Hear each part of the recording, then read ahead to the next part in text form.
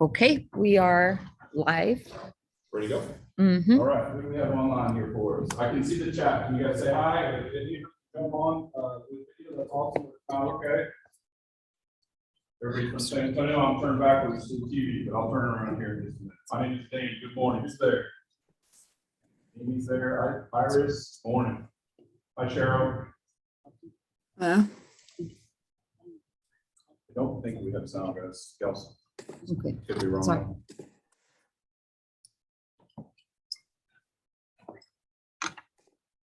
We're gonna do a quick I did sound too. check. I don't believe we have sound in the room. We're getting there though.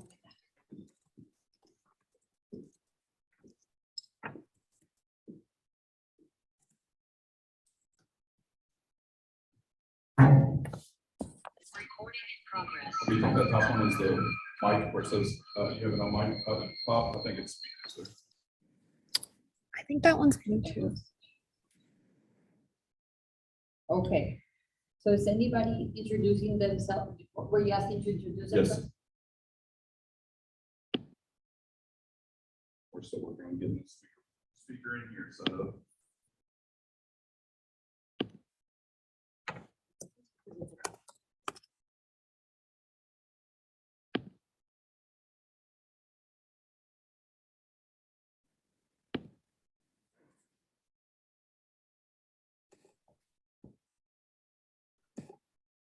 Okay, I can, roll call and You can do it through my phone, because I think it's because of the mic that we can't hear.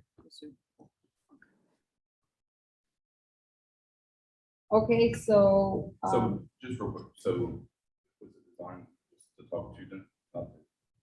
yeah, we can, but, we can figure out without the mic and see if,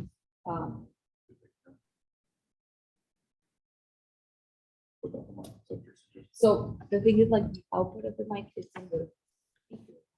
So they can hear you, but can't hear them through that, so Okay. we can do it with the phone. Do you think I can get? or through here?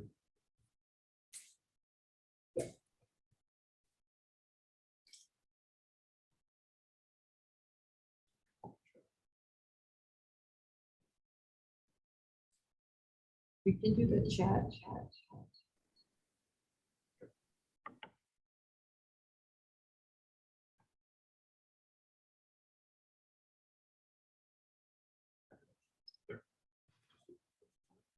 Bring the computer up here. Mhm. Is that okay?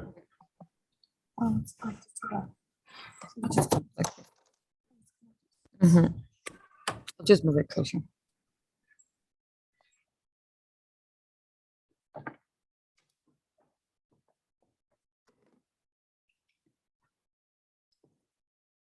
So we're disconnecting this. Yes. All right, turn the power off. Okay, we can still see you. And it's still gonna be up there. Perfect. And then now will I be able to hear? Yes. All right, can we do a mic check? Cheryl, are you able to give us a hello or a good morning? Hello, good morning. Hi. All right. Got it. Thank you so much. Good morning, You're my friend. welcome. It's Dane Bowerly, and I'm glad you're here with us. I would like this to be as much of a workshop as we possibly can. What does that mean? Asking you to be involved as much as possible. I can talk at you, but learn a lot more. And if I know exactly what you're looking for. The topic today is increasing productivity. So a little history of what allows me to be here. I own a leadership development firm here in San Antonio. It's called San Antonio Business Leadership Academy. Sounds all right. We're ready to go. Okay. San Antonio Business Leadership Academy. And I've owned that for about 15 years. I specialize in training managers and supervisors.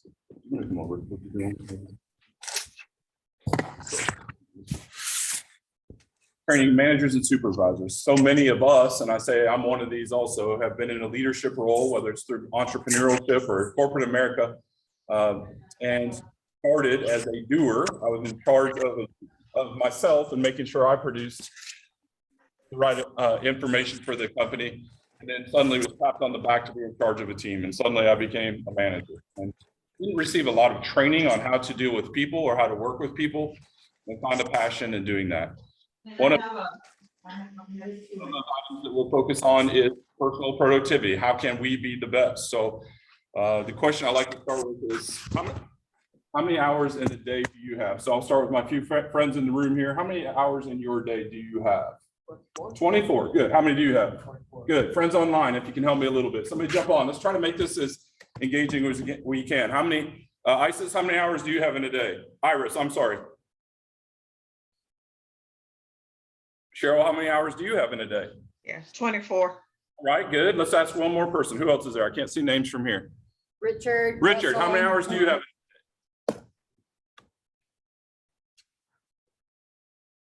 He's coming. He's got 24. I don't even have to wait for Richard to reply, right? Okay, so you sense my sarcasm a little bit. The question becomes this: if we all have 24 hours in a day, and Apple and Microsoft have not developed an app yet to change that. So we've got to work with that premise. Everybody in this room and online has 24 hours in a day. The question becomes this: is it that allows one person to be more productive than another person in the same set of 24 hours? Any thoughts on that? What allows one individual human being to be more productive than another human being in the same set of hours? Any thoughts, any ideas? Who can jump in? Time management. Time management, good. More specifically. Delegating. Delegating can be a part of it, good. Managing disruptions. Managing disruptions, good, good, good. What else? Online, I'm looking for some help from you guys and gals. If you can, jump in. Let's make this inclusive if we can. What are your thoughts? What makes one person more productive than another? All right, we'll keep rolling then. So one of our answers was time management, and we know that phrase very well. Time management, what does that mean? Okay, I have a little bit of a wordplay on time management. Am I putting it in the screen? Time management. Here's my question to you. Can you manage time? Can you manage time? My man in the front row, what's your name again one more time? Jason. Jason's shaking his head left and right. He says no. For each person on this call, 2 o'clock today will show up at 2 o'clock today. She is never late. She is never early. 2 o'clock is always at 2 o'clock, as is 9 o'clock, as is 8 o'clock. You cannot manage time. So a key takeaway today, even if we just stopped right now, is this: you can't manage time, but what can you do? Manage what you do with time. You're following me there? What you do with time. And if you get a chance, no, it doesn't bother me, but if I can see anybody, it helps me a bunch for staring at the camera. That's perfect. If you need it, take it. I can't see it, but there's nobody there. Go ahead. That's good.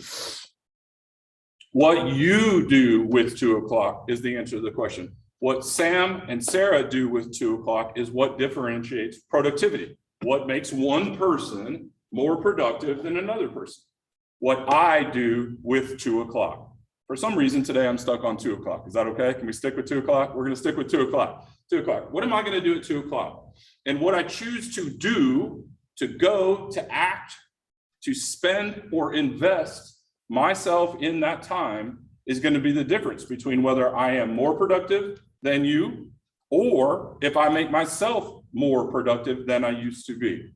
That's the premise. That's what we're going to work with today. Now, I came prepared in a workshop format. What does that mean? That means there's an exchange of information. I'm going to share some ideas, but if you're online with me today, my friends that are in the room, if you can share some questions and some ideas, I can hone in a little bit more specific to your specific needs. But because I've been doing this for 15 years, I know some of the general questions, ideas, and concepts that I'd like to work with you on today. Is that okay? Okay. Help me finish this sentence, if you will. There just aren't enough hours in the day. There just aren't enough hours in the day. Show of hands. Anybody ever said those words before? Felt those words at least, right? There aren't enough hours in the day. We've already predicated we each only get 24 hours in a day. We've also predicated that there are no apps to give us 25 or 26 hours in a day, yet we feel like we need those hours sometime. So what is it we can do? Today, I want to focus on how can you maximize those 24 hours, which includes sleep. As we're drinking our coffee, right? We're like, oh, I didn't get enough of it last night. That's all right. We're going to work on that. Okay. I'd like to start with my friends online, and if you guys have a piece of paper, if you can do this exercise for me. Can you help me finish this cliche that we often hear? Time is Money. Money, time is money. Give me a nod or a show of hands if you've ever said that or heard that before. We know everybody's nodding right now.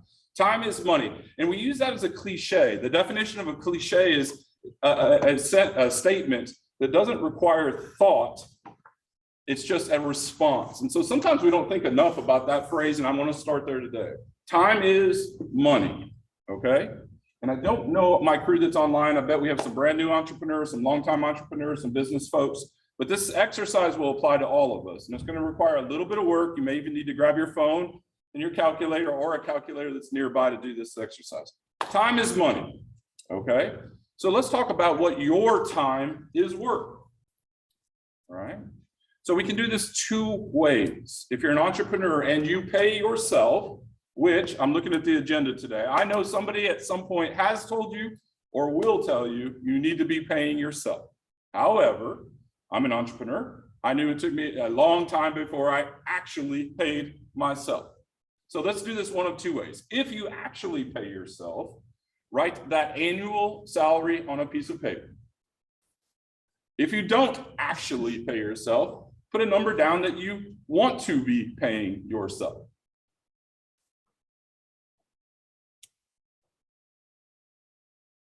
Oh, we do have some responses up here. That's good. Help me remember to keep it. Yeah, Okay. whenever you guys have, you can drop it in the chat. Yeah, you'd you help me. wanna a ton share in the if you- group. If you can come on the microphone or even just chat, let's keep this as live as we can to keep it going. Okay, so start with the annual number. Okay, now what I want you to do is to take your calculator on your phone or on the calculator if we still have those. Do we still have calculators? I think so.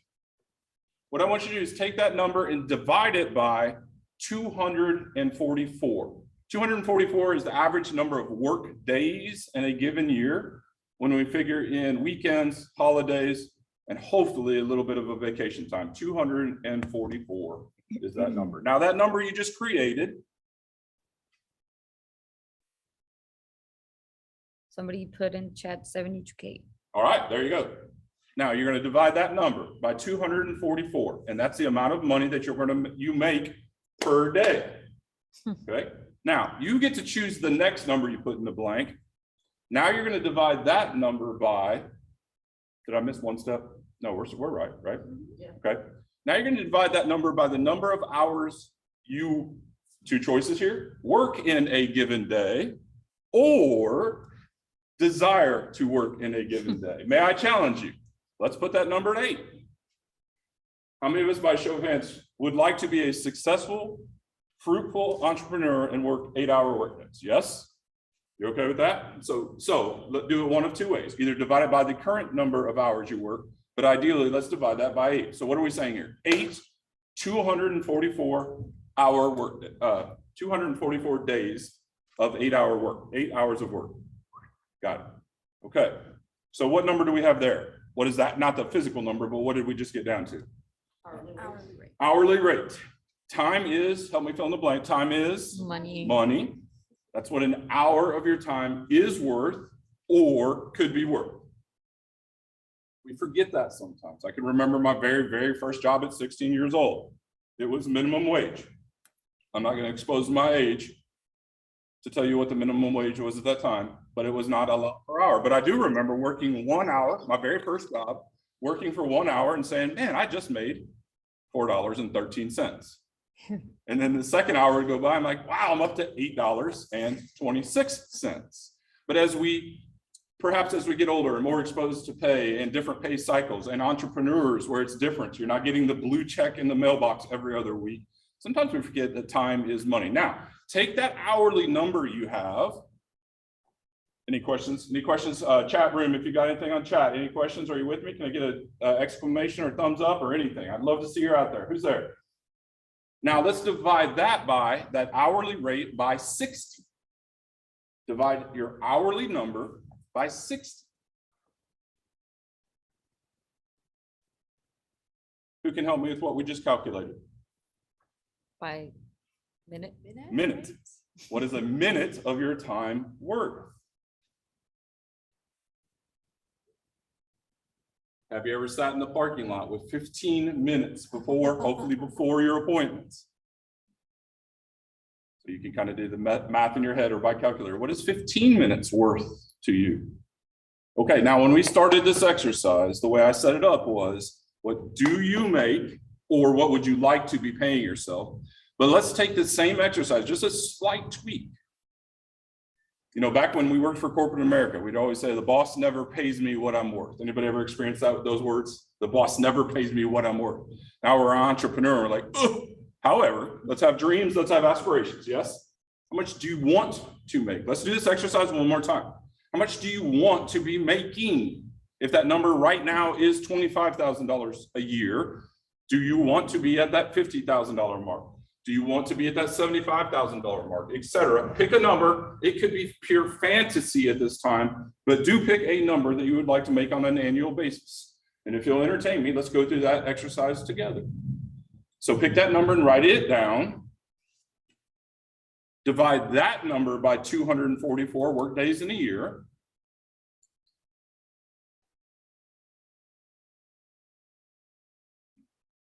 Divide that number by 8 hours.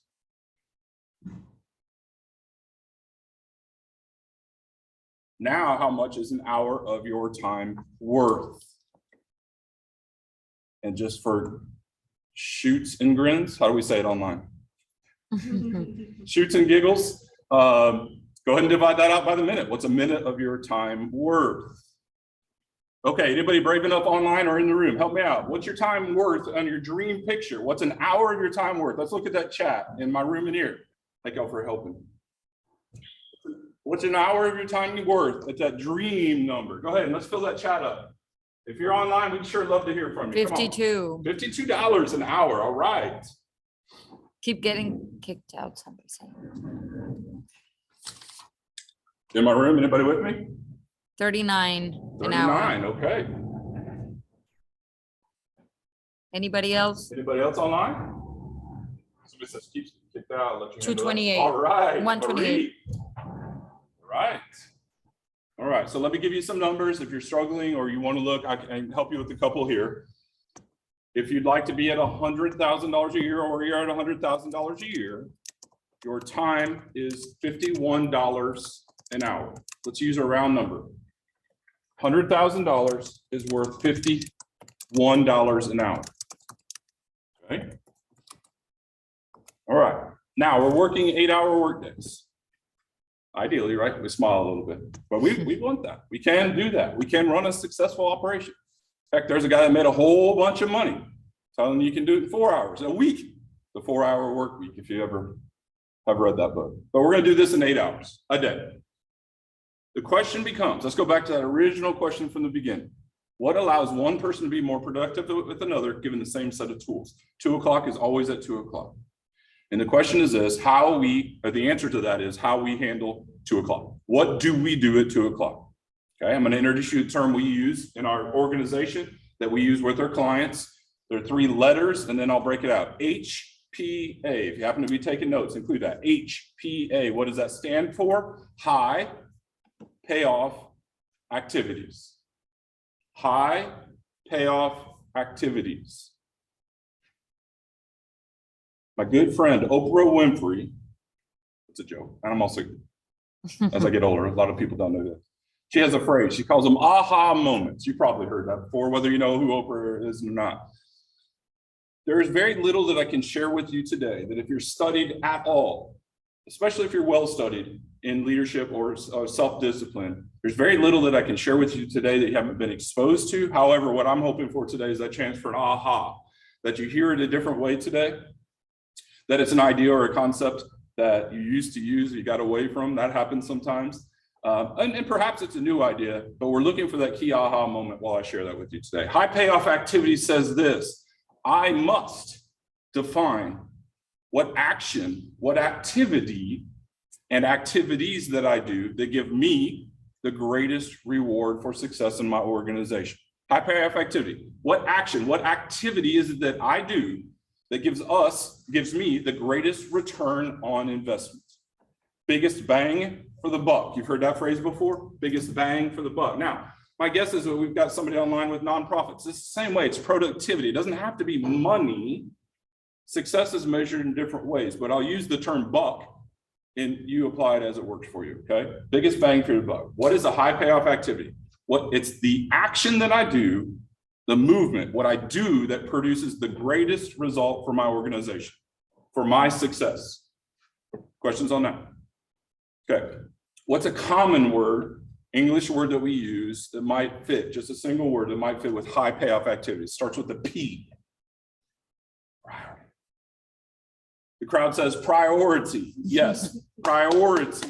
So you may have heard this phrase, what's your priority? Or you need to have a priority. We hear that word a lot, but by definition, the word priority means stands above others. Stands above others. So in theory, is it possible to have 10 priorities? And the room says? No. No, why? We've got to have one priority. What is it that I do that produces the greatest results for my organization? For me? Not easy. When you can figure that out, guess what will happen? You become the most productive person in the room. You become more productive than you used to be. Sound good? Yeah, sure. You're following me what I say here? Okay. So let's talk about those and let's workshop this a little bit. This is a little bit hard, but we can do it. These are mostly entrepreneurs, all entrepreneurs, right? No corporate America. Okay. Show of Maybe hands. it's a side job. Our room is filling up, my friends. Here we go. Show of hands, online and otherwise. How many of you are in sales? Entrepreneurs, how many of us are in sales? Your card says something like sales. Ha! Who's online?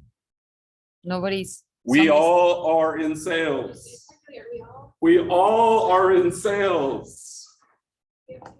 Because if a customer does not come through the door, or if I do not go find a customer, no matter how good my idea or no matter how good my concept is, let me say that again. If I don't go find a customer and no customer comes through my door, help me with the math on this. How many customers do I have now? Somebody want to help me? 0. If I have no customers, I have 0 customers. We are in sales. What does that mean? I must go get my customers. So what's unusual when I get a chance to make a presentation like this, and what's unusual about this group is we are all entrepreneurs. And if we do not have a customer base, even if you're in a nonprofit, if you do not have your customer base or your donor base, you cannot make the impact you're looking to make. We started with a passion. That's why we're entrepreneurs. We believe in the idea or the concept that we're selling or presenting or bringing. But we still have to have that customer, that client, that participant in order for us to live our entrepreneurial dream. Okay. With that said, let's go back to the 3 letters, HPA. Let's make a list of what it is that we think our highest payoff activities are. Remember, number 1 is the priority, the highest payoff activity. What is it I could be or should be doing more of? And if I did more of it, fill in the blank. If I did more of it, my business success would improve. So if you guys want to workshop that just for a minute, write it out, maybe a couple, 3. Go ahead, free think. Don't worry about prioritizing them now. And I'd love to see you on chat, or you're welcome to jump in. We've got very nice speakers now. We're ready to roll. We'd love to hear from you. So let's look. Who can help me? I'll let you workshop it for a minute. What are a couple items, actions, things that you could be doing more of? And if you did more of them, you would probably increase your level of success.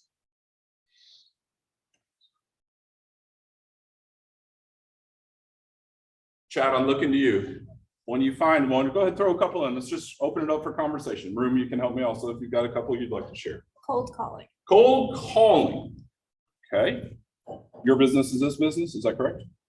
What is your business? May I ask? Just Okay. I work here. Okay, there you go. Good. Cold calling comes up. What else? Networking, I see. Target marketing. Okay, good. Agina and Maria agree on networking. Engaging with potential clients. Engaging, good. Calls, emails, good. What's your name? Taylor. Hi, Taylor. Do you have one that comes to mind? Mine is also engaging with the clients. Okay, engaging with clients. Good. Can you tell me a little bit more? Since you're with me, it'll help so we can. Well, this kind of happened by accident and then became intentional. So I already have like a bucket of people who are interested in my services, but I need to prioritize reaching out to them. Okay. Particular. So if I can try to summarize, Taylor's saying prioritize who to reach out to and then reach out to them. What else do we have on chat? Plan, day, week. Planning, okay? It's a high payoff activity. Absolutely. Market analysis. What's out there? Good. What else? Anybody else in my room?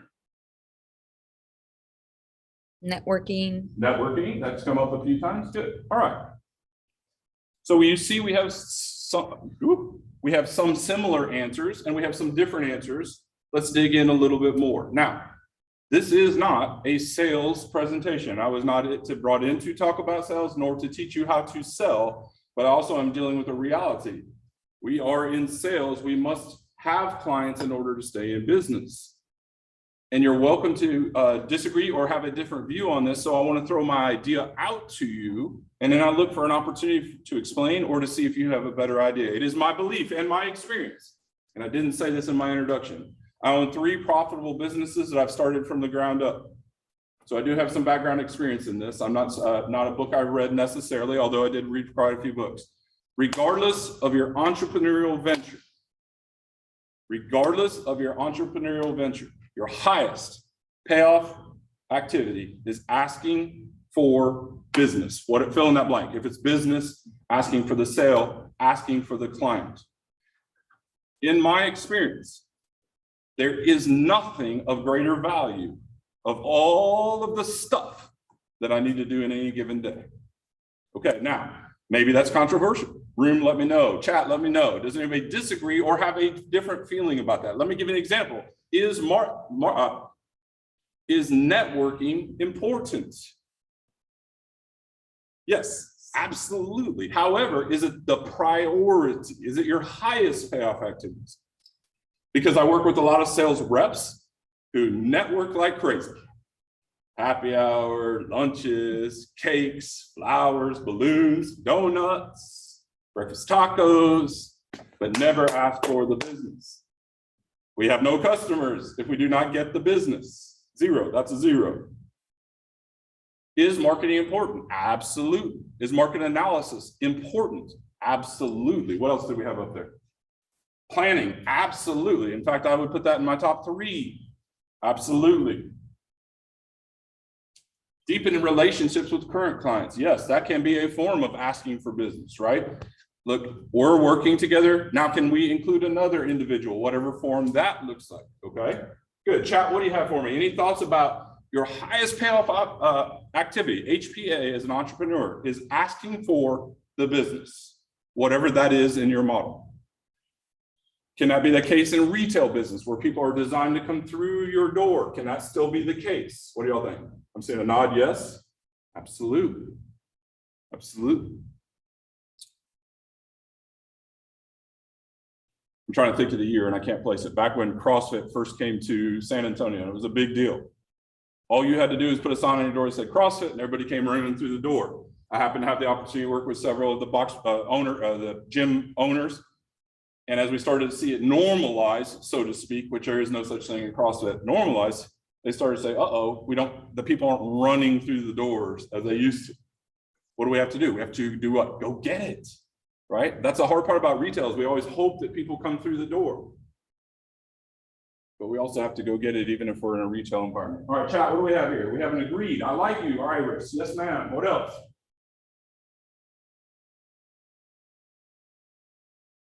Oh, Paul and Kim. That's cute. I like that. We got license plates. Good.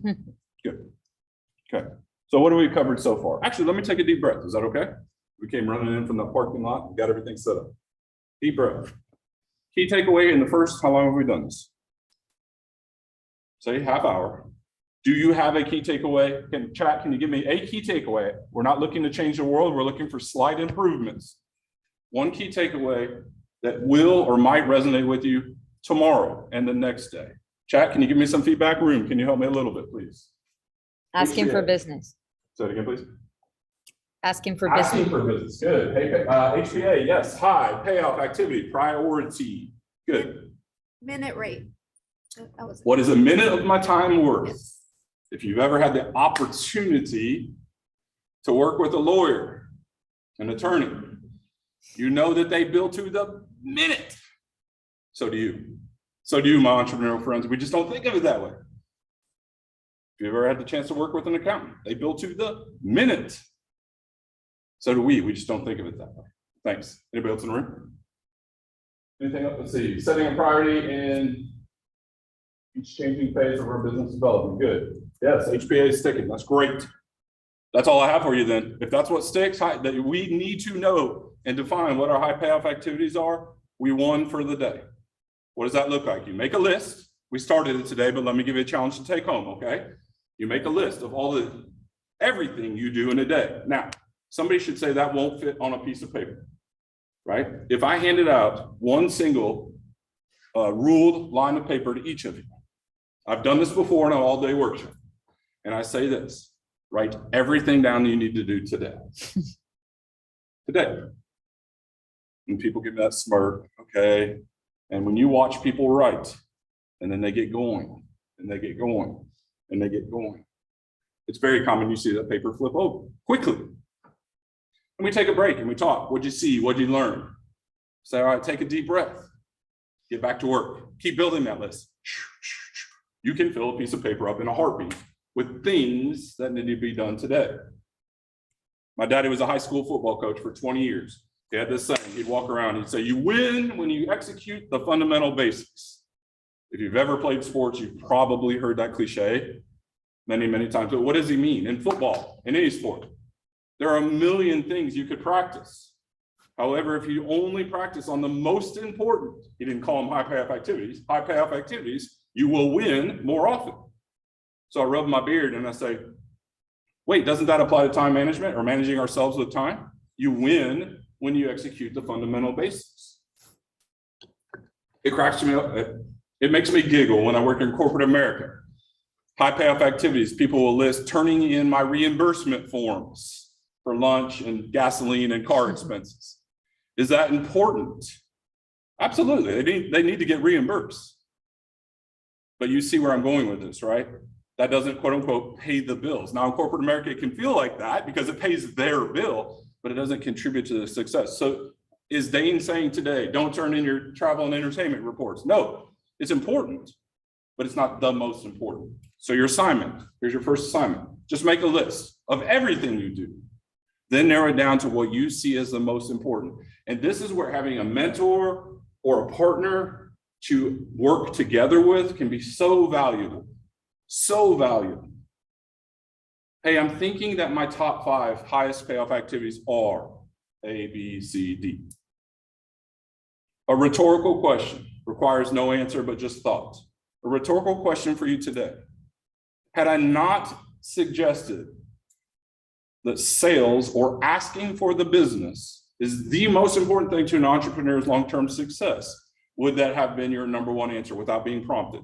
For this room, would you have said that? Yes, kind of. You would have? Good. Yeah, okay, good. My instinct was no, okay? However, maybe it created some clarity in working with a partner today, a mentor today, to say, all right, now I know I'm doing the right thing. Yes, I need to fill in the blank, get to laundry, pick up the milk. Those things need to be done. But first, I need to ask for business. Ask for my next client, find my next client. I say 3 when it comes to the physical activity. Number 1, bar none, highest payoff activity is asking for business. Number 2 is prospecting. And to me, a prospect is an individual or an organization who has a need for what I have to offer. You nod with me if you're with me. In order to find that person, number 3 then is networking in descending order. Ask to buy, ATB.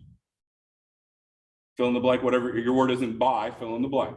Ask for, fill in the blank. Number 2 is finding prospects. Those are people who potentially have a need for what you have. And number 3 is networking. So let's take the happy hour. We go into happy hour. 100 people at the happy hour. Okay. We ask the questions. We find out this corner has the people who need what I have. Now I've got prospects. You're following me? Am I still on the camera? Prospects. Okay. Then what are we doing in that? So we went networking, Prospecting, appointment to ask to buy, right? And the most important thing you can do is ask to buy. If you don't need to go to happy hours to find the prospects, don't go. But a lot of us, or most of us in many ways, and I use happy hours generally, right? Or lunches or association meetings, those types of things. Okay. All right, let me check the chat, see how we're doing. The question on the screen says, how is prospecting different from asking for business? Okay.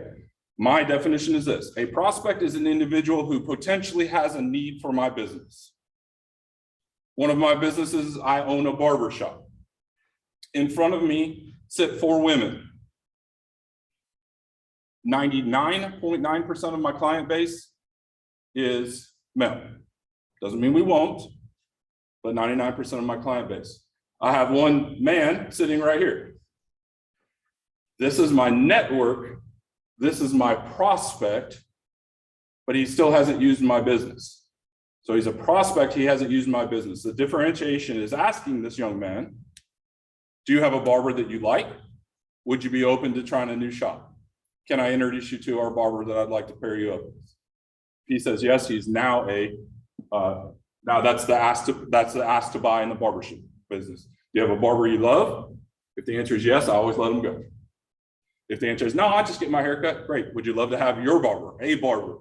And it's weird about guys, if you don't know this, oftentimes we like to have our barber. Just like we oftentimes see, we like to have our stylist, right? If he says, yeah, I'd be open to meet your barber, what am I going to do? That's the ask to buy. Can I set an appointment for you? That's the ask to buy. That's different. He's a prospect until I ask him, would you like me to set an appointment for you? On chat, would you help me if that helps you with your question? Yeah, we got it. Good. Good. All right. So the assignment was, or is, make a list of all the stuff you do. You can fill up an entire page. Narrow it down to what you think are the most important items. Then narrow it again down to that top 5 list. Work with a mentor, work with a colleague, ask yourself, is this right? Then prioritize that top 5 list. What is my absolute number 1? What is my absolute number 2, number 3, number 4, and number 5? Does that mean don't do the other stuff? Does that mean don't do the other stuff on that list? It does not mean that. And sometimes people take it literally. Can you still have really, really important stuff that's not a priority? Yes. And I tell you, I share that because from experience, some mindsets say that if I don't treat everything as a priority, then nothing gets done. If I don't treat everything as a priority, then I don't feel like everybody's getting the attention they need. Okay. Multitasking is what? Spreading your talents. All right. And we have to survive in our businesses, we do have to multitask. However, if we're always multitasking, what happens? Can you guys help me? If everything gets the same amount of attention, what is happening? Nothing is getting your top priority. We know that. I know that firsthand, right? Firsthand. All right, chat, do you have any questions for me? Room, do you have any questions for me? Can I see that chat that's above that? This is, Just this one that's slid up here. There we go. Setting a prior, oh yeah, I got that one. Good, good. Good.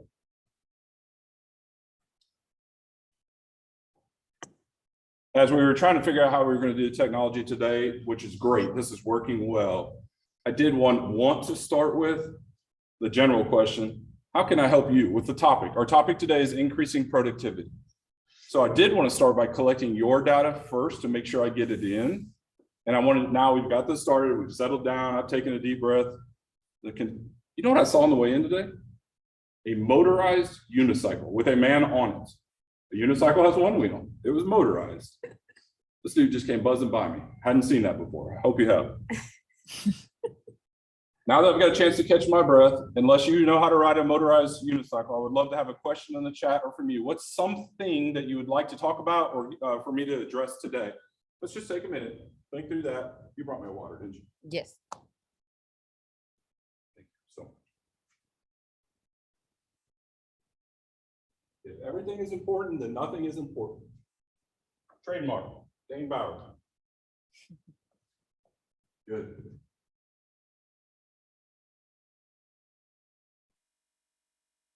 Any questions online, friends? Anything here, guys? Else? Anything that you want to address to be more productive? Let's talk about being more productive by definition.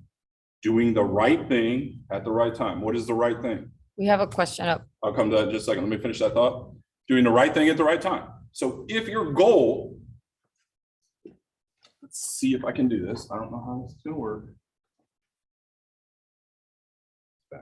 Mhm. That's okay. All right. If you want to be that $100,000 person, my hour is worth $51. What do I need to be doing from 2 o'clock to 3 o'clock? $51 activity. You follow? Can I get an amen? Right? Come on. Now, think just for a minute. Close your eyes if you will. Have I done something today that wasn't worth $51? I could not invoice myself for $51 from 8 to 9 o'clock this morning. Think for a second. Do I ever do anything that's not worth what this says? Now, Dane just said a minute ago, do we still have to do the other stuff? Of course. But so let me switch the question. Have you today already done something worth $51 an hour? And your question is, if you said yes, good for you. Now let's do a little bit more of that. From 8 to 9, we did 50. I could have written an invoice for $51 an hour from 8 to 9 o'clock this morning. Now let's build that. Now from 9 to 10, can I do another $51 an hour item? Now, can you do it all day? If your system is set up that way, yes. Meaning, do you have an assistant? Do you have people who can handle your phone calls? Do you have a driver? I mean, that's how you see these elaborate organizations. If we're solos, then sometimes we've got to do $20 an hour jobs, $10 an hour jobs, $4 an hour jobs. But what do we need to have more of than $4 an hour jobs? What do we need to have more of than? We need more 51-hour billables than we need $4 billables. Or more than 51 hours. Or more than 51, right? So then we go up to what? $64 an hour, right? And we just keep lumping those together. That turned the snowball effect, right? As the snowball comes down the hill, it gets bigger and bigger and bigger. If we could, do you understand the analogy I'm using? If you could bill one more hour today at $51 an hour, what would that mean to you? What would that mean to your organization? What would that mean to your business? So let's start with that challenge. If I realized today, without conscious effort, I probably wouldn't do anything that was really worth $51. My question to you is, what can you do for 1 hour today that really has that $51 an hour punch? You're nodding here. I hope you're nodding with me online if you understand that. Okay, we had a question. We have two. Well, there's one, how to naturally ask for the sale. And then this other one, COVID has other real health challenges. What would change in your HPA besides getting health back? How do you read that? Help me. That second question, how do you read that? Sounds like the individual has challenges or your customer, the individual? I would say to the question on COVID, the second one from Agina. It sounds, if I understand, you're welcome to add some more in the chat if you'd like. I would say if you were sick and it has affected your physical health, that would be a high payoff activity, if not the primary high payoff activity. For me, in my list, health, including physical movement, is in my top 5. Do I get paid for that? No. However, if I'm not well, I can't do anything else. So it is in my top 5. It can be in your top 5. Now, if you're in an extreme health situation, I could see how that could even roll up to number 1.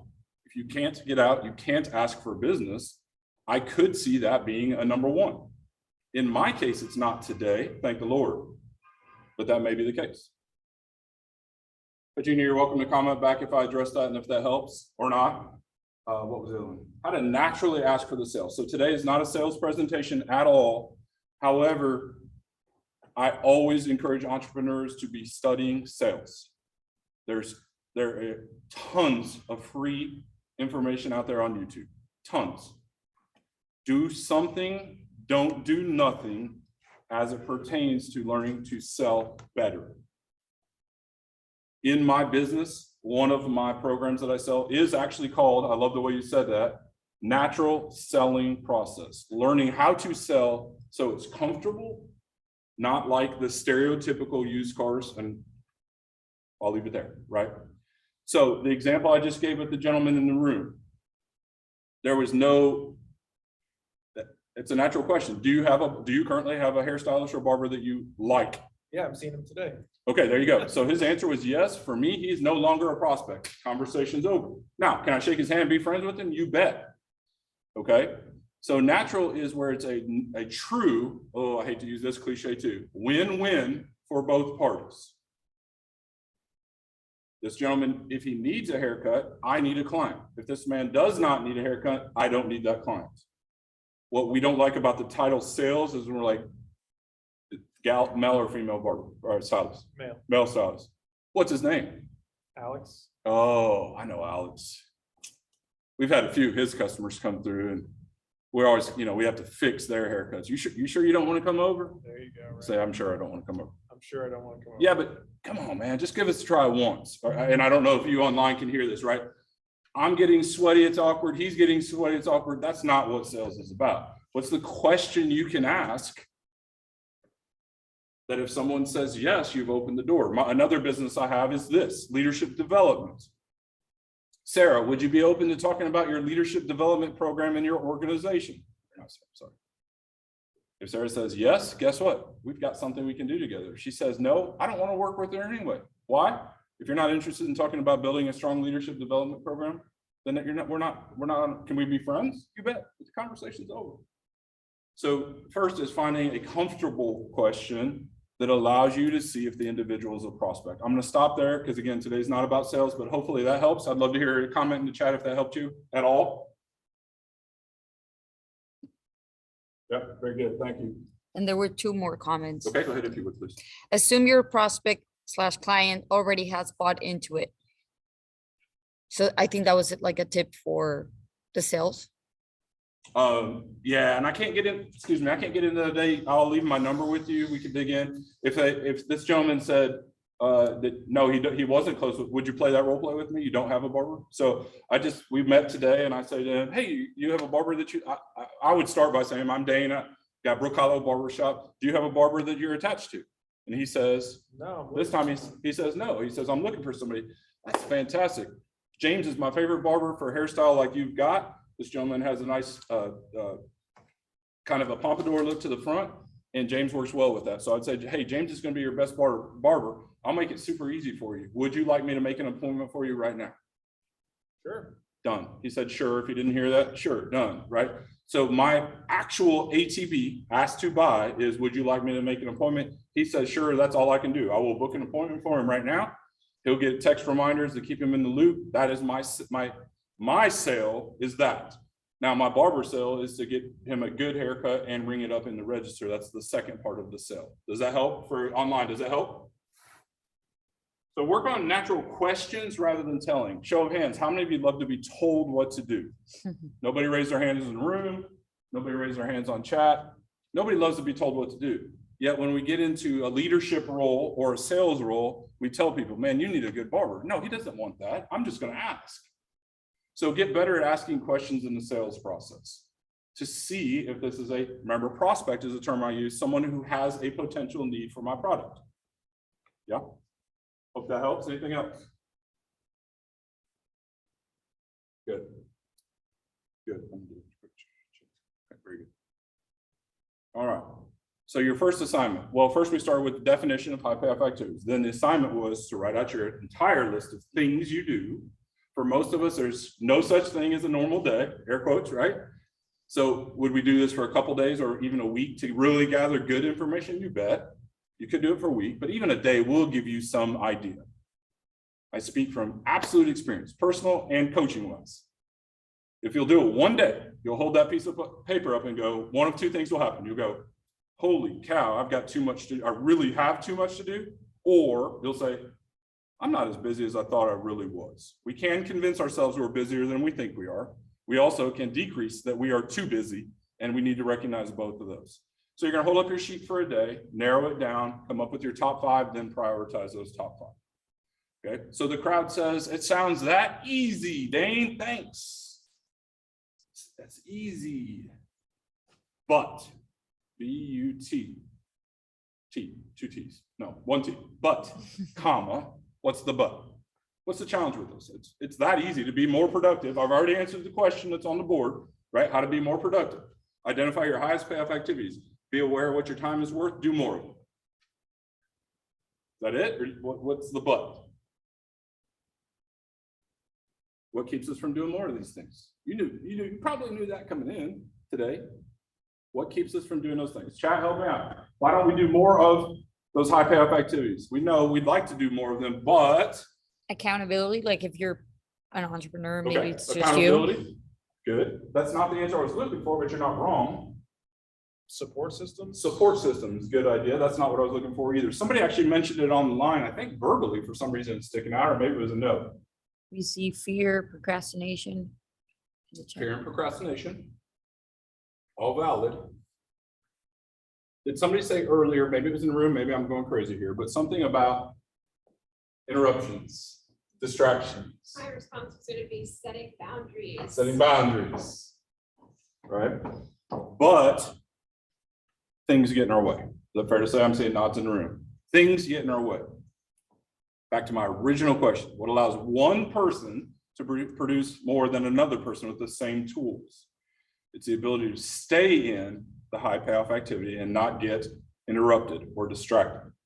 So the way I'm going to close out today is with a presentation to help you make more time to be able to do more of those $51 an hour items. Is that okay? Sure. All right.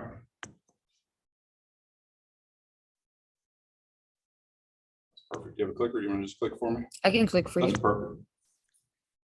Okay, time is the great equalizer. What do I mean by that? Whether you're young or old, whether you're rich or poor, whether you're short or tall, we all have 24 hours in a day.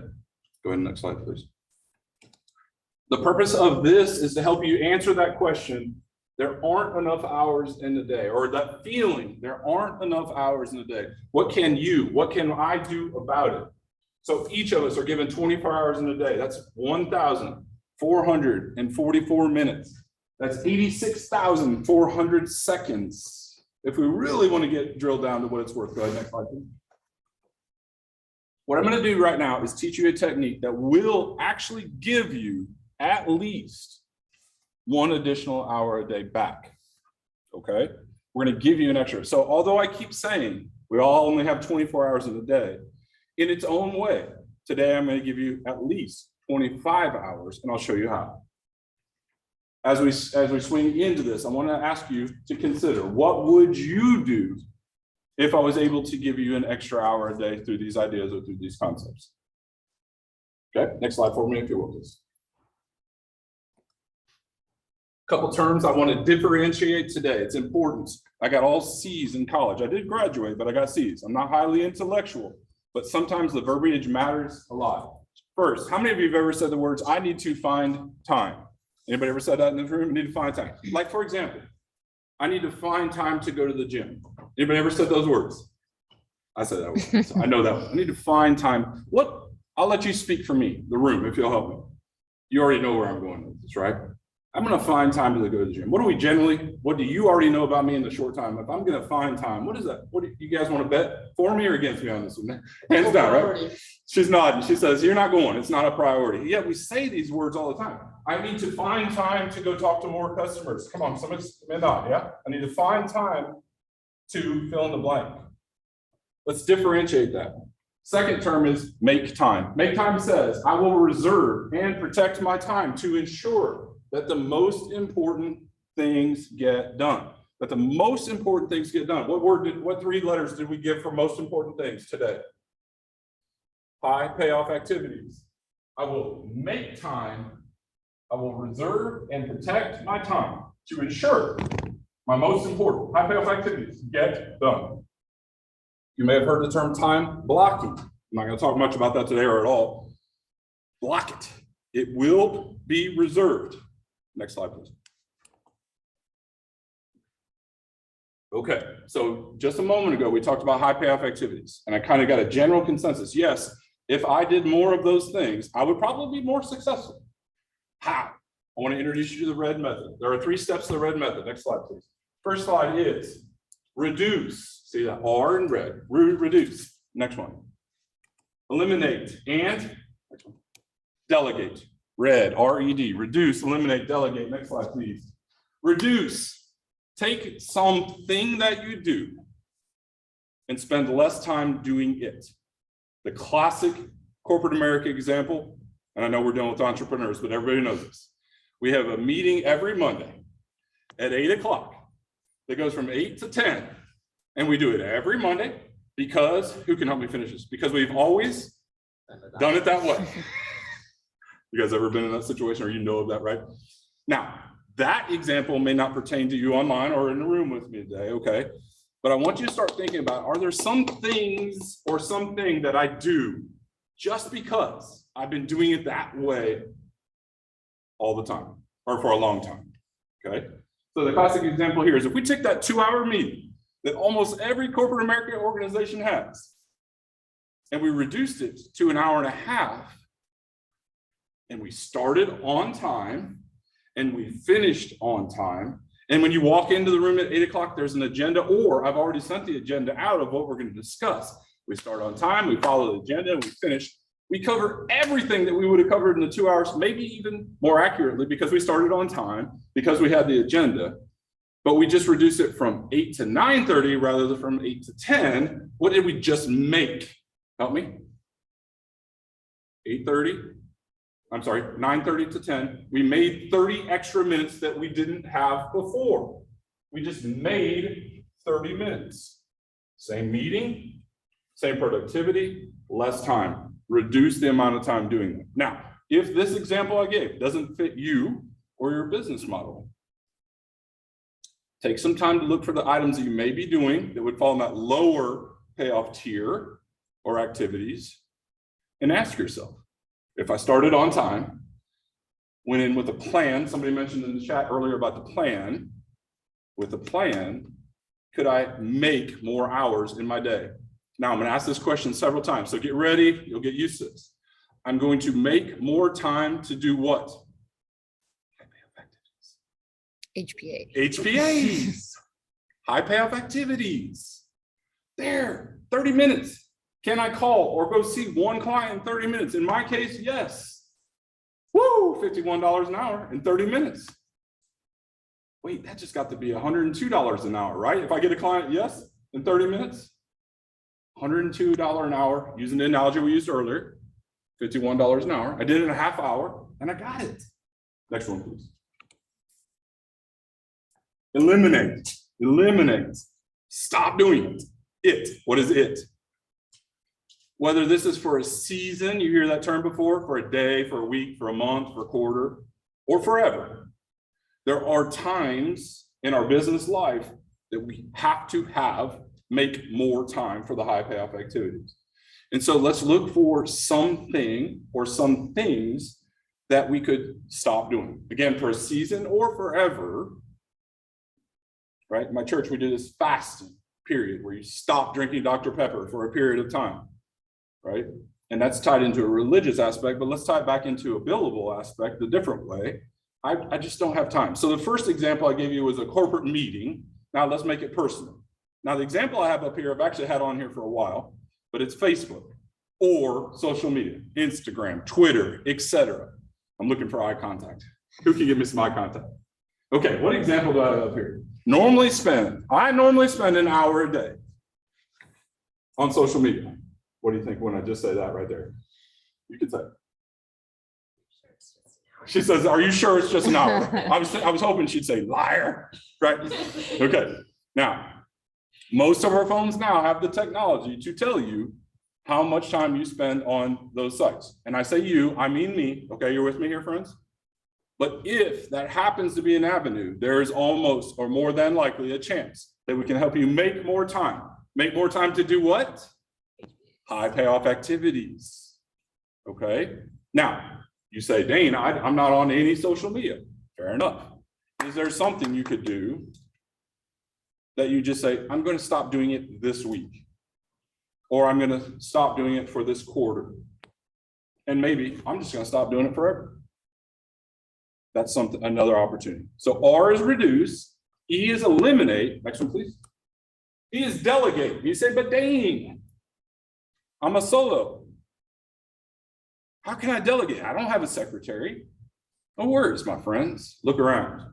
Being here today, you're delegating. You're looking for teammates that you can work with. When I first started my consulting business, it was the year 2008. Does anybody know what was happening in 2008? Financial meltdown. Financial meltdown, she answers. Thank you. Financial meltdown. I decide I'm going to leave corporate America and I'm going to start a consulting business where I go into their doors and ask them to give me a bunch of money so that I can provide training, which, my friends, is oftentimes looked at as not a necessity, but a bonus. It's evolving. It's getting better. However, back then, 2008 wasn't a great idea, but I did it. And it worked. Why was I telling you that? Delegate. Started by myself, completely by myself. However, I got involved in a networking group. We met every Wednesday morning at 7:30 in the morning. The sole purpose of this group was to share referrals. Referrals. What does that mean? Instead of me just opening, I was going to say opening a phone book. They don't even make phone books anymore. Gosh, I'm getting old. Instead of doing a Google search for San Antonio people, I've got a room of people who have eyes that are always looking for something like what I do. And I'm always looking for something that they do where I can introduce people and reduce that gap. That was a form of sales delegation. I wasn't having to do all of the work. Now, in my example here, it's a payroll example. Payroll example. As you get bigger, we always want to write the checks. As you get bigger, that takes more and more time. We got to collect the time cards and get everything put together. It takes time. What happens as the owner of the organization, sometimes I just don't want to let go of seeing the money that's on there. So I can still sign the checks so that appeases me, but someone else could be helping me, like automation sometimes. And I bet somebody on this call, I'm sure, is involved in payroll. Are you? I'm not payroll, but I do have a payroll person. Okay, yeah, a payroll person. Take that away. So sometimes it's a human and sometimes it's automation. My dad still writes checks. Once a month, he sits down and pays his bills, writes checks, put them in an envelope, puts a stamp on it. Dad, there's bill pay. You know where I'm going with this, right? I mean, I have no idea. He spends an hour a month or 2 hours a month or whatever. There's automation. There's just an example. Where can you automate? QuickBooks, for example. Payroll companies or services. That's an example, okay? So delegate oftentimes in our head means, no, that's only for big organizations, but that's not the case. Look around you to see what's available through humans, but also through automation. All right, next slide, please. All right, so I said I'm a C student, and I said that there are some terms that are really important that we differentiate. So here's another one, interruption. I always do in our room, show of hands, how many of you in this room have ever been interrupted? That's how I know if you're sleeping. Have you ever been interrupted? Yes.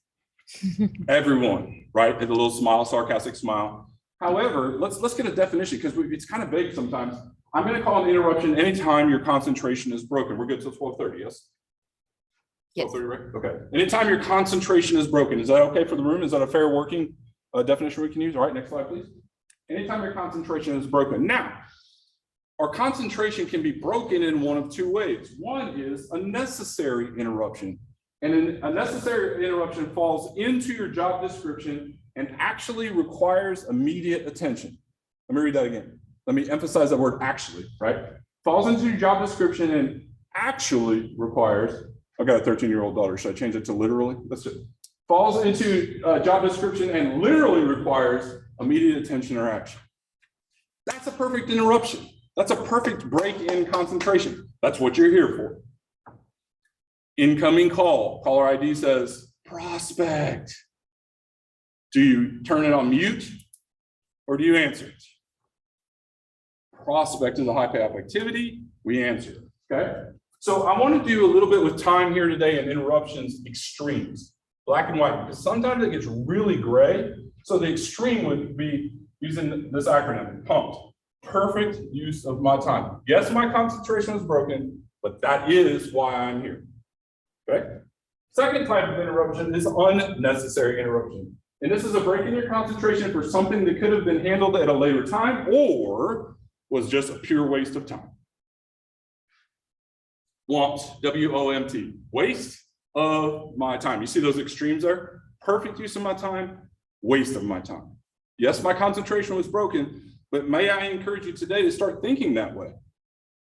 I'm okay with my concentration being broken for this. Yes, it stinks, but that's what I'm here for. Or WOMT, waste of my time. Now, when I say that, nobody in this room, but my people online are like, I know what her name is. She always interrupted me. Let's talk about it. Here we go. Next slide, please. Today, I'm not going to talk about perfect necessary interruptions because we need those. We want that. Leave that alone. The purpose of this last segment is to help you make more time to do what? High payoff activities. So we're going to focus on unnecessary interruptions. First one, first two types. Other imposed interruptions look something like this. I can speak from a corporate America perspective, and I can speak from a non-entrepreneurial experience. But let me use this analogy.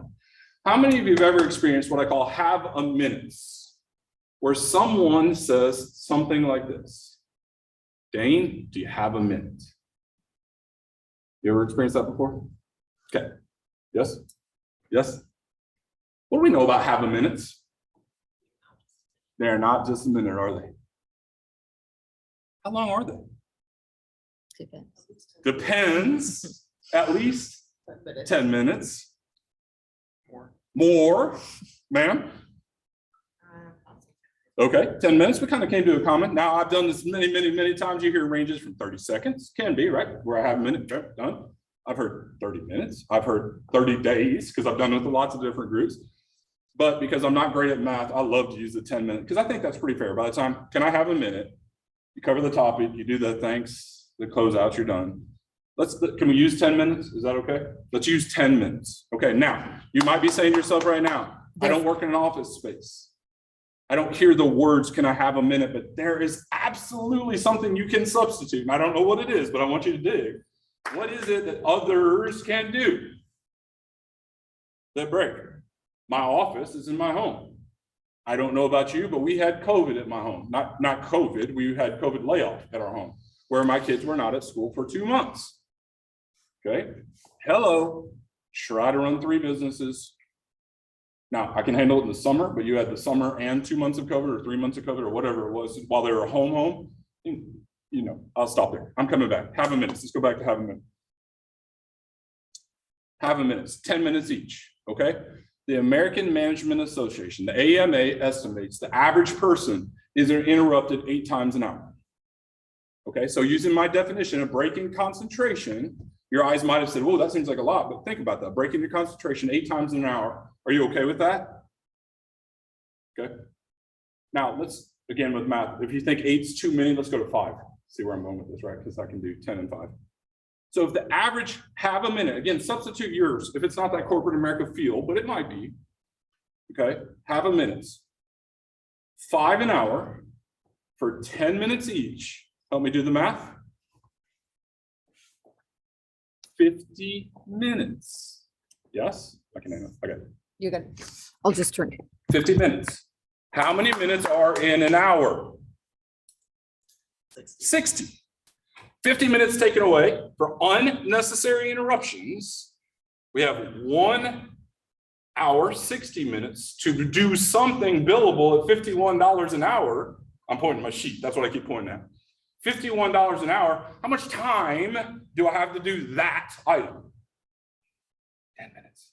10 minutes, right? Because they took 50, stole it, time thief, stole it. I only have 10 minutes. So from 8 to 9, I really only have 10 minutes to do an hour's worth of work. Yeah, you're with me here? So what am I saying? Let me hit this next slide.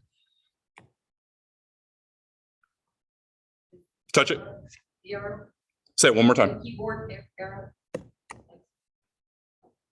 Hit the space bar. I'm in the chat, so do I need to come back? Oh, that might have. There we go, thanks. I thought I had that drawn up. Oh, I meant to introduce, self-imposed, here we go. Okay, so here's the example I just drew for you right here. Okay, have a minute, 4 to 8 an hour, 7 minutes each, 50 minutes total, 60 minutes. Guess what happens? That's from 8 to 9 in the morning. What happens from 9 to 10? Anybody know what it says on the back of a shampoo bottle? Rinse and repeat, 9 to 10. Can I have a minute? Can I have a minute? Can I have a minute? Can I have a minute? Now, how much time do we have from 9 to 10? How much time do we have to work? Another 10 minutes. So on and so forth. Is anybody getting hot just hearing that? Like, oh, I can't get anything done. Yeah, you can't because you don't have time. You're not. What do we have to do? Protect our time. I'll tell you more about that. How do we handle this? If you on this call today can't picture the have a minute, I really want you to think of what interruptions, other imposed interruptions are hitting you that you could reduce them or eliminate them or delegate them. And if you say, I can't think of anything, good news for everybody on this call, because I got the next one we can talk about. See, it's easy to talk about what other people do to our time. Do you guys want me to just stop there, or should we talk about what we do to ourselves? We're gonna keep talking about it. Here we go. Let me check my time, so to speak. Self-imposed. Self-imposed. Unnecessary interruptions. Does anybody remember how did I define unnecessary interruptions? 4 letters, W-O-M-T. Can anybody remember what those were? Waste of my time. Okay, could be done later, or just a complete waste of time. Self-imposed.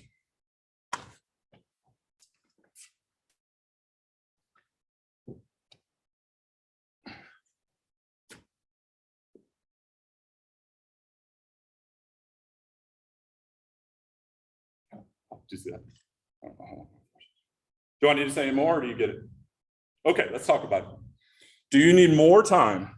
Do you need to make more time to do more of what's important, which we call high payoff activities? To make time, take a look. I'm going to give you the absolute easiest place to find to make more time. It's your cell phone. Okay? Example. Tell me your name one more time. Taylor, will you play with me on this? Sure. Taylor, hypothetically, because I don't think it probably happened to you, a text message came in. Now you had the courtesy, I assume, to turn off the ringer, and I don't see it. But let's say you put it in your pocket. Text message goes off. Anybody in the room receive a text message yet today? Sarcasm, you see that? In your pocket. Text message goes off. You have made eye contact since the minute you walked in. You have been fantastic, except, I mean, your eye contact or taking notes, but you are fully engaged. You are here to learn. I have no question about that as your facilitator today. Text message goes off. What does it do in your pocket? It vibrates. What just happened? My attention was just broken. Okay, but you are engaged today, right? So you say to yourself, what?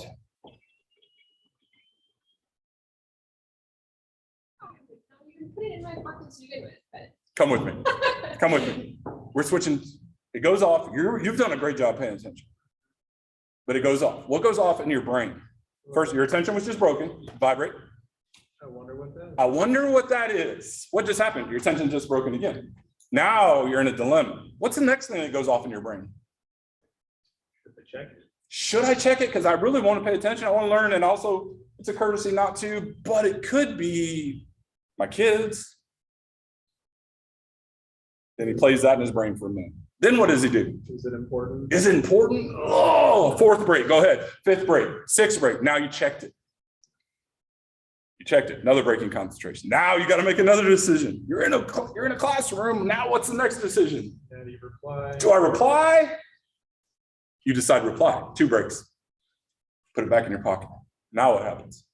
Same text message. We're just talking about one text message. Same text message. You just sent it, sent a reply. Now what's in your brain? How are they going to take it?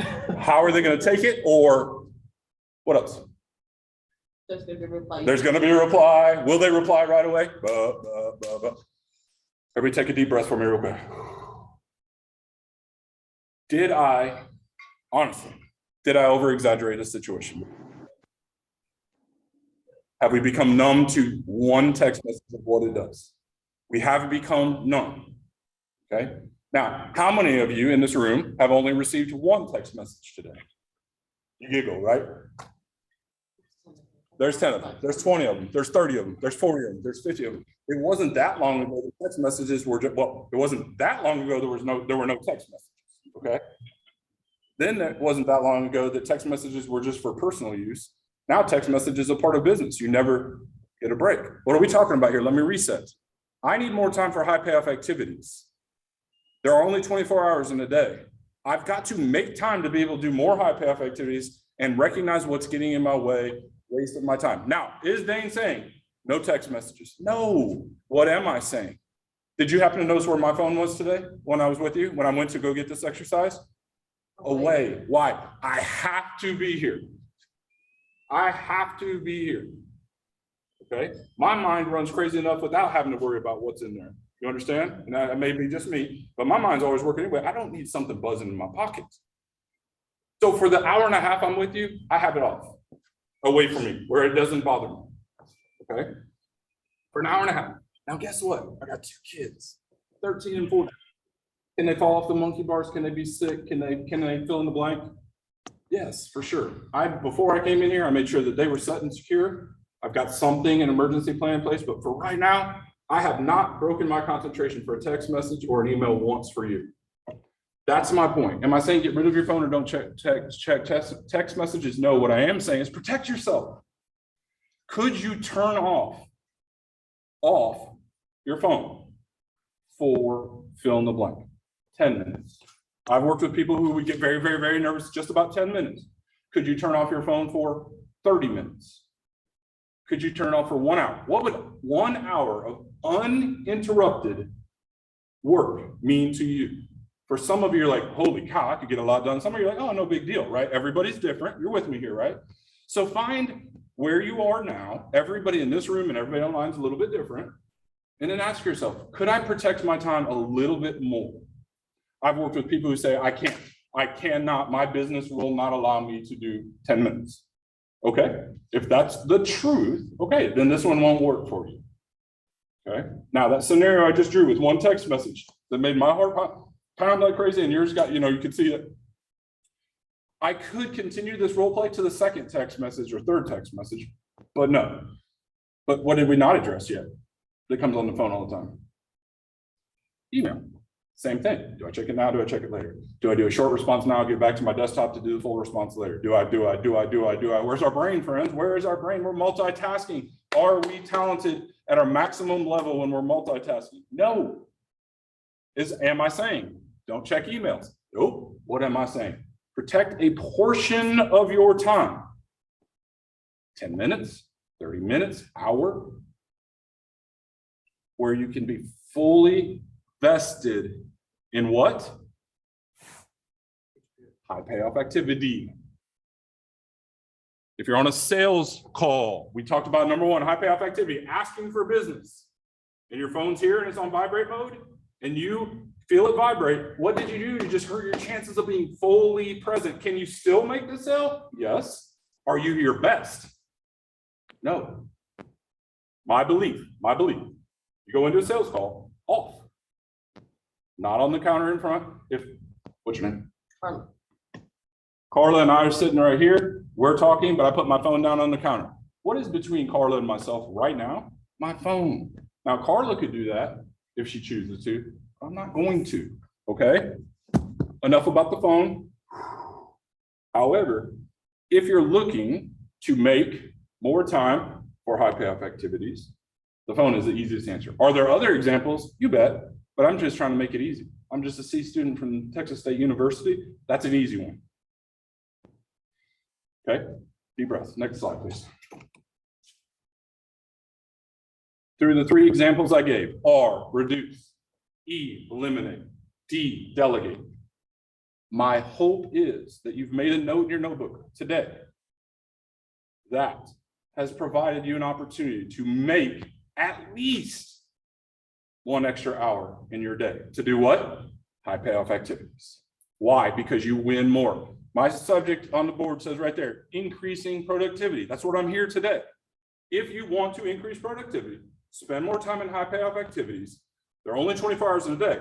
So we've got to use this technique to make time so that I can do high payoff activities. So I can bill $51 an hour or $102 an hour. That's how we become more productive. All right.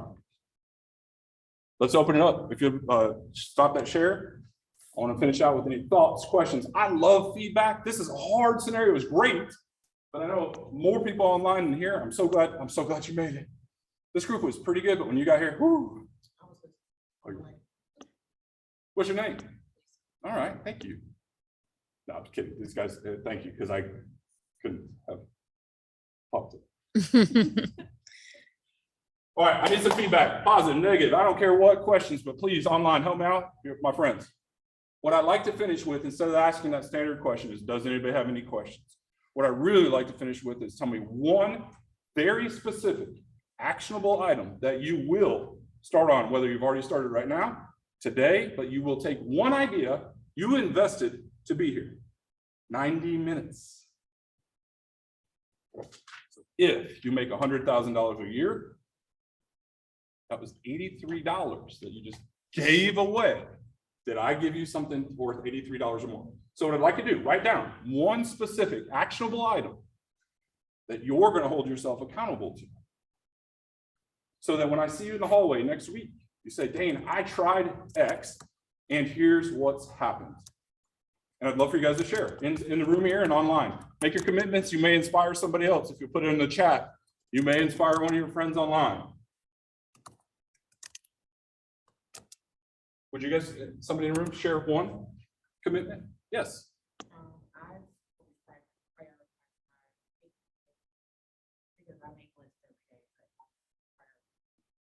Lisa makes a to-do list every day. What she's going to take away, she's going to then prioritize it. So first step, if you are not making a to-do list, written to-do list every day, start there.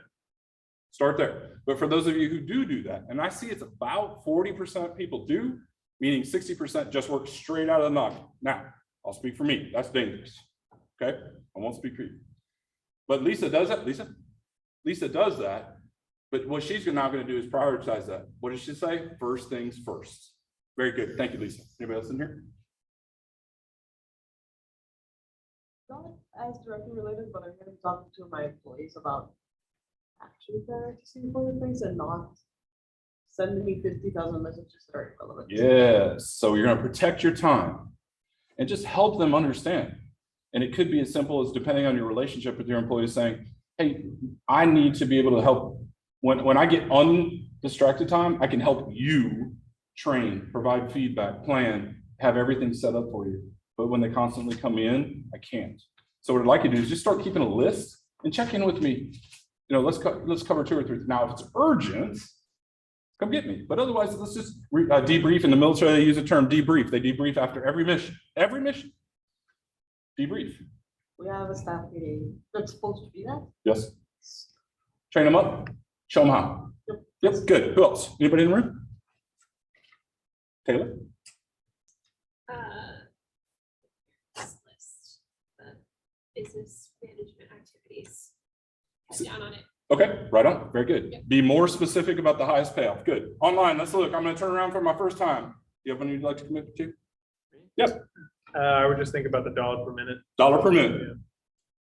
Yes. Again, I use that analogy. If you've ever had the fortune of working with an attorney, you know they will bill you for the minute. And in that mindset, so should I. In a fair, ethical way, of course, right? But if I said, I got down here at 10:30, I wanted to sit in the parking lot, cool off a little bit, I would have wasted 30 minutes. I was willing to sit in the car, listen to the radio, just give me 15 minutes to just get ready and then walk in the door. Well, then I get down here and all this, sure enough, I'm getting down, my heart's racing and all that. So, but back to the story, sorry about that. I would have made a conscious decision today to waste 15 minutes, not do anything billable. But there are times I'm very rarely ever late. which means I have to be early most of the time. So I'm in a parking lot. And there are times I do billable items in the car that matter. Good. Online, what do you got for us?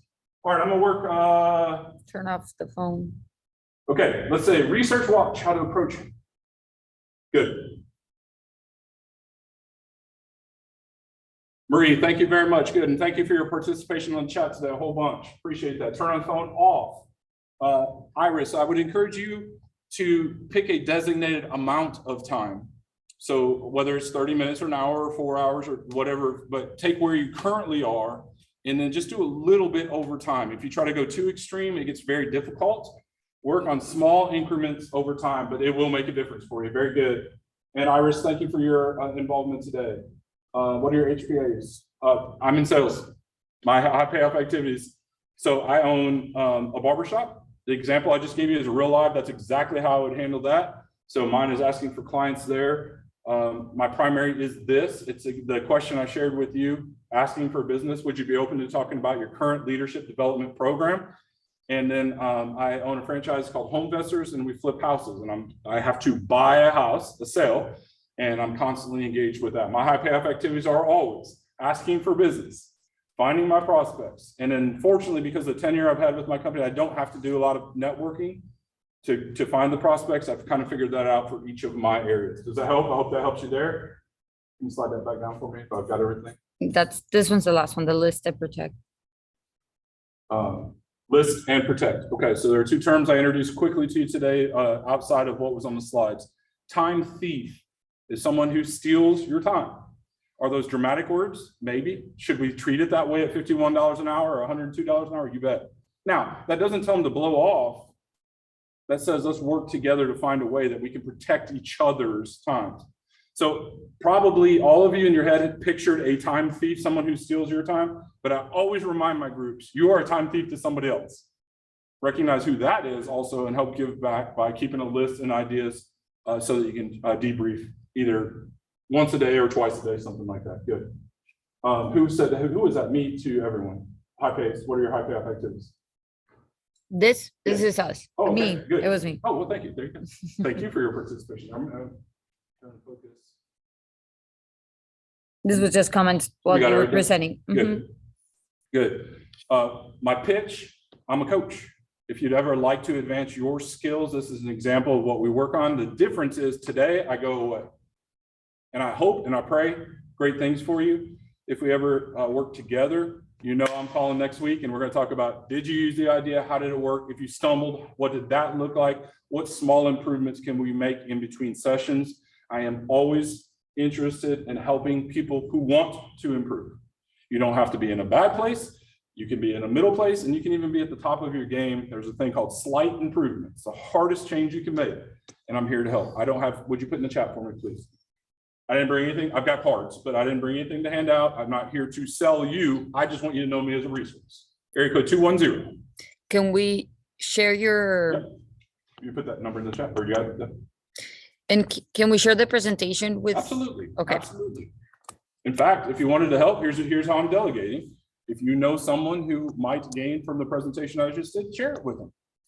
I offer absolutely free consultations. I do them live or by Zoom so we can see each other.